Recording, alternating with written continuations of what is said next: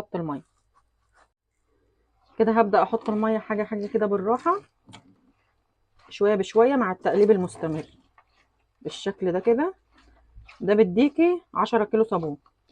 انت لو هتجيبيه من بره التركيبه ب 20 جنيه، لو هتجيبي الكيلو من بره الكيلو ب 5 جنيه، يعني بتوفري 30 جنيه.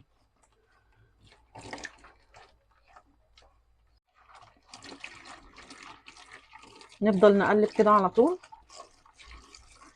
تضيفي شويه ميه مع شويه كده، نفضل نضيف الميه ونقلب.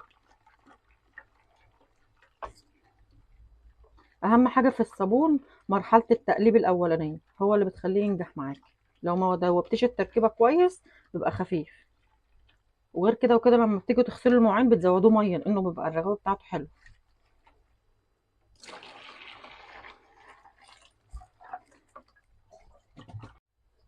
كده الصابون اهو ابتدى يربط